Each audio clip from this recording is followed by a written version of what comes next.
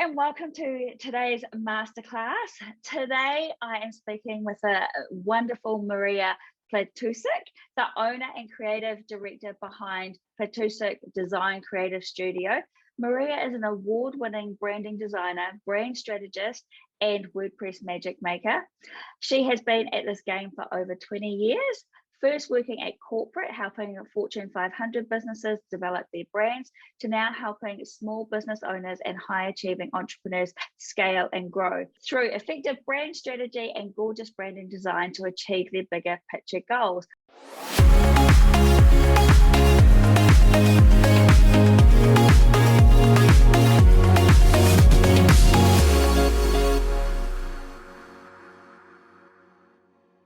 Welcome, Maria. Thank you so much for having me, Tony. Thank you. I'm excited to be here. So Maria has actually done a bundle for our members in Successful Salons Members Club.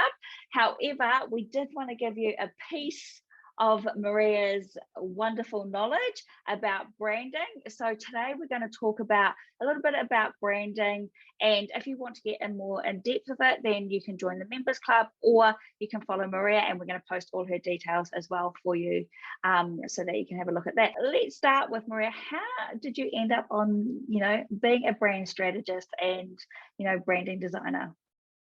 Absolutely. So I'm pretty much a textbook case. I love design my whole life, from elementary school to high school to then taking, advertising and graphic design in college. And then I started working at some agencies. So I was an art director, designer at a few design agencies across the Toronto GTA area. And I've gained a wealth of knowledge while working there, because you're, in the thick of it, learning all of the skills. They're really testing your knowledge and your capabilities. And that's how I grew, with majority of the knowledge that I've gained is through that. But then, I've had a couple kids. I actually got laid off from corporate, and that was kind of the kick in the pants that I needed to start off on my own. I knew in me, I always wanted to be an entrepreneur and be my own boss. And, I haven't looked back since. It's one of those things that when I started off, I was a freelancer. So I was doing all of the things. So if you need a brochure, a business card, stationery, ad campaigns, book design, you name it, I did it all. But because of my big picture thinker and my strategic, self, it was very hard to not dive deeper with each of the clients. So I realized that there was a gap. So when they came to me to design this brochure, I'd be like, well, what's the call to action? Who's the target audience? Who's the competition? How long do you need this to circulate for? And then the other surface stuff of what's your logo? What are your colors? What are your fonts? None of these items were figured out. So I realized that business owners really needed this guidance to really build that solidified brand strategy, then the brand, and then I could help them implement it as well. And that's something that I've been helping for the past, 14, 15 years now. And it's something I thoroughly enjoy, is building up small businesses and watching them succeed. That's kind of my favorite thing to do. Oh, and you just light up when you're talking about it. I absolutely love it.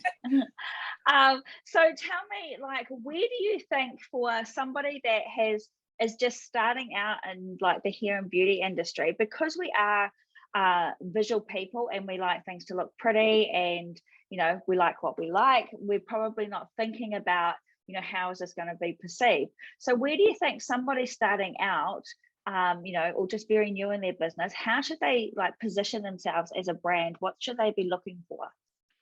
That's a great question. So in regards to positioning, there are many facets to it, right? So, and we dive more into that, into the membership, when I dive into the bundle that I've created. But to highlight the 4 key pieces that will be in there as well is, first, everything revolves around your target audience.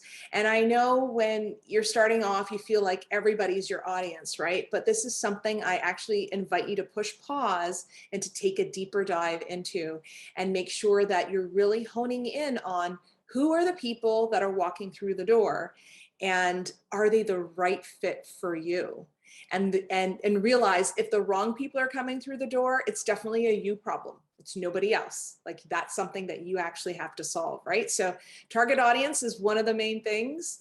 Your competition, right? Like there's a sea of others who are doing the same thing you are doing, right? So there's no point of reinventing the wheel, right? So that definitely take a look at the landscape and your competition. By no means do I mean copycat, but definitely take a look at that and see where you fit into that realm of things, right? So we dive into the competition, isolating your messaging.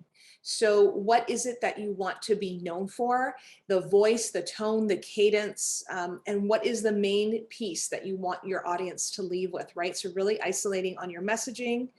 And then lastly, developing the visuals that align with all of these other facets as well. Because sometimes, not sometimes, 90% of the time, people create those visuals, but don't pay attention to the deeper diving meanings behind it, right? So this way, if you do that part second, you have data to base it off of, right? So that's kind of the main items to position yourself when it comes to your brand. I love it. And I think I love that you talk about target audience. I mean, I harp on about it all the time and knowing who your target audience is, but also knowing that even from a brand strategy, we're talking marketing, but coming from a brand strategy, that you need to know who your target audience is, because what is that saying? And then obviously having that data and then creating your visuals, obviously got a couple of steps in between there as well. But one of the things that when I was watching your bundle inside the members club, I loved is talking about colors and how colors can actually make somebody feel. So do you have, can you enlighten us to like some of those colors, what their meanings, and, obviously starting out, where should you be basing yourself? And even not starting out, even if you have been in business a little while, you want to look at those 4 pillars or 4 strategies for positioning yourself as a brand, but also how do colors make you feel? Like, what can a color tell you? Yeah, no, that's a great question too. And it's something that I'm passionate about, because I'm a firm believer of, if everyone is using a particular palette, that's the first thing I notice when developing the visuals for the brand. And when I'm checking out and scoping the competition, because that's part of my process, the first thing I do is not select those colors for their brand, because the key is you want to belong in the category, but you don't want to blend in. So that's something to keep in mind with your visuals and your colors, because that allows you to not blend in. So keep that in mind as well. Colors do evoke feelings, right? There's a huge psychology behind it all. I have a blog post on my site and it says, don't be afraid of color, that you can dive into actually what each of them mean.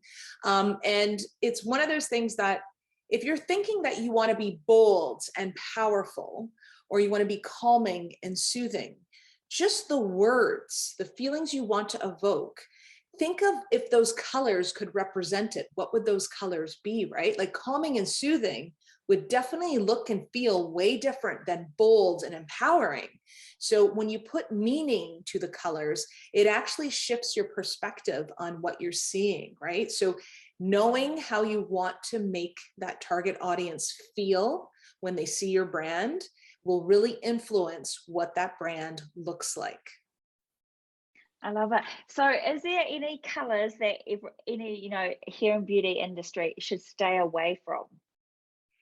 So it's funny. The first thing I would invite you to do is take a look at your competition locally, or, if it's globally, however you look at it, and see what's the most commonly used tones, right?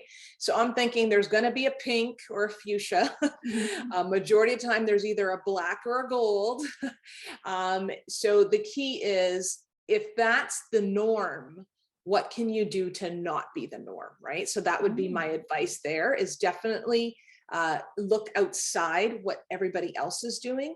And also the other key is, like, I know the rules of the color psychology. Like, I know blues mean trustworthy and loyalty, and greens are nature and, money and growth and prosper. So knowing what their meanings are as well play a vital role. Someone like myself, I know when I can bend those rules and I know when I can achieve what I want to achieve. But if you're not sure how to do that, then I would definitely take a look at the psychology behind each one and try to stick in the right, zones for you to make sure that you actually fit in the category. But again, don't blend in. Awesome. I love it. So talking about branding, so if somebody has been in business, say 5 years, should they do a rebrand or, change it up? Or is it just like, do they stick to that for the whole lifetime? Like, is there a rule of thumb around that? So there should be, and I kind of always preach this one. You can actually check in with your brand frequently. Okay. And there's a couple ways to do that. And you can check in with your branding via what is the audience that you're attracting and you're continuing to attract? And is that in alignment with the audience, your ideal target audience now and 2, 5, even 10 years from now? Always think of the big picture when that comes to mind. Have you pivoted the services or offerings that you have now? And if yes, that's actually an optimal time to rebrand, because now your messaging, there'll be a misalignment there, right? And if you're constantly attracting the wrong audience, there's something that you should pay attention to. So there's a lot of signs, there's a lot of tells, but I highly invite you to, pardon me, take a look at it and check in with your branding via all of those triggers and via the visuals as well. Because lastly, you don't want to be embarrassed about your brand. And I know this is a tricky one, but a lot of people are like hiding behind it, or they're like, my website's still under construction, or I'm going to be revamping my logo soon, but here's all my information. If you are not 100% proud and want to shout it out from the rooftops, you're actually not appearing invested in your business. You're not appearing professional, and you're actually holding back. You're not all in. So if you can't show up and showcase your website and showcase your branding and your social media pages, you're actually holding parts of you back. And that could definitely be a hindrance for sure. So true. And I think the person that I was and the way my business looked like 10 years ago is completely different to who I am today and how my business looks today. So there's no shame in going, I'm embarrassed by my website and I need, and then thinking, okay, I need to do something about it. Now's a good time to look at it, because that's, we all evolve, and our businesses evolve. So I think that's a wonderful piece of advice. So one of the other things that I want to talk about is logos. So, how does, when looking at a logo, is there anything that you should be looking for, or, anything that you should be doing? So logos is tricky, because this is one that, as a designer, I can easily tell when a logo is not working, like instantly, right? I can tell if it's serving or not serving, because it's pretty evident, right? So anyone who's trained can easily see that, but those that aren't don't actually realize that it can be a hindrance to your business, right? So I've developed a quick logo guide and checklist, and there's 6 key steps and 6 key questions for you to ask, so you can tell yourself if your logo is actually attracting the right audience. So if that's something you wanted to look at, you can visit. It's in the bundle as well. The details are in the membership bundle, and you can look at my website as well. And it's something that I feel every business owner should do, is to pay attention if their logo's working or not working. And I know when you first start out, you usually whip something up quickly or together, and you got your logo, you got your offer, you got your business, and you run out the door and you start selling and making money. And that's okay. But if you're looking to, take a look at your big picture goals and looking to scale and grow, that's when you really should pay attention. Will this brand carry me to where I want to be? And that's a tough question. And that's something you should really consider. That's great. So if you want to learn more about and see if your logo is working for you, we will pop the link down below, and you can go and download that and get that free guide and checklist. So Maria, if there was one piece of advice that you could give our hair and beauty industry salon owners, anything about their branding, what would be that one piece of advice before we go? So there's a lot of ideas populating in there, but to give you one is definitely think of the future you. Definitely think of your future goals, where you want to see this business 2, 5, even 10 years from now.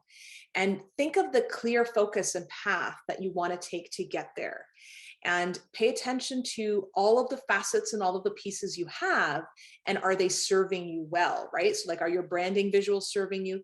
Is your brand strategy actually developed? Like, did you figure out your target audience? Did you figure out your competition and your messaging and your positioning, like all of those things?